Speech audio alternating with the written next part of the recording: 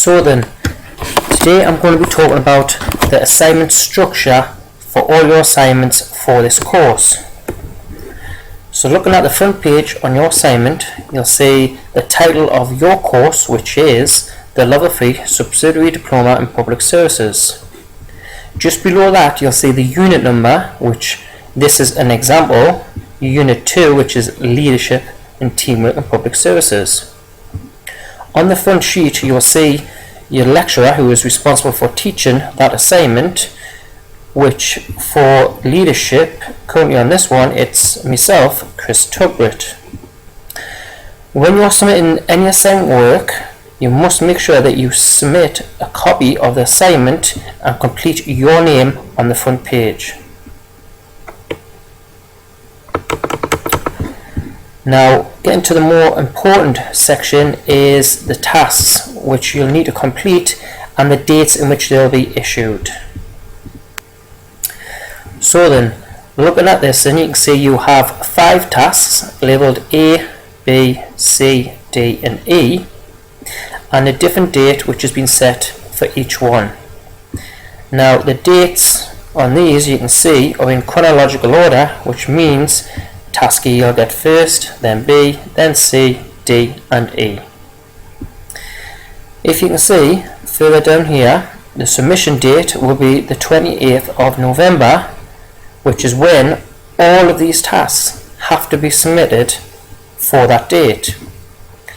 Now, to manage your assignment tasks effectively, what the last thing you want to be doing is wait until the week before, to complete all the tasks, because it's just going to be way too much workload for you to manage, especially if you're studying other units which you are on the course.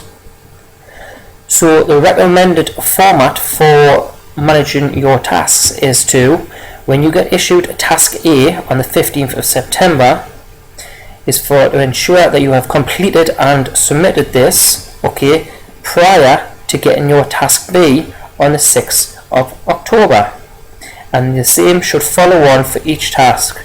So every time you get issued a task, you should try to ensure that you submit it prior to the following one being completed and issued to yourself, so that I can manage each assignment task effectively, micromanage them and get them in on time, ready for the submission date. Just below this you have the learning outcomes. This is the learning outcomes that you are expected to have learnt the knowledge and understanding of when you complete this unit. Now, as you can see, they are A, B, C, D and E, which are directly linked to each task. So every learning outcome you will have a task which is attached to that. Just below that you can see there is a box called Grading Criteria Assessed. This is the different grading criteria that you will be assessed on for each task, and this is directly linked to pass merit distinction, although it will not be labelled in the assignment pass merit distinction, but will be labelled using this grading criteria. This is a very important note for yourself, the learner, to understand about the assignment and how you should approach it. One very important thing is that you should meet the hand-in deadline for every assignment which is listed above, which for this assignment, which will be your first assignment, will be the 20th of November. At the end of this assignment there will be a declaration, which is where you declare that this work is of your own and it hasn't been copied or plagiarized, and you will need to sign this and submit your assignment when you're submitting all your tasks. Now, to ensure that you have met the hand-in deadline and signed the assignment and submitted it, these conditions have to be met before we consider any resubmission of your work if you fail to achieve any of the grading criteria. This will be explained during your induction, the process of this. However, I will cover this further on in the assignment. So that's the front page of your assignments. On the second page, for every unit you will have a different scenario, which is putting you in the picture and setting the scene for what your tasks are going to be based around. And it's very important that you do read this, because it does give you information as to how the tasks are going to be approached. For every assignment, you will provide sources of information, which will be textbooks which are available in the library, and a range of different web links to which you should be looking at to do your research and gather information from. So then, for each task, which you have A, B, C, D and E, which is 5 tasks for this in particular assignment, you will have a typical layout like this for each task. Now, in the title of the text box at the top here will be the learning outcome which that task is related to.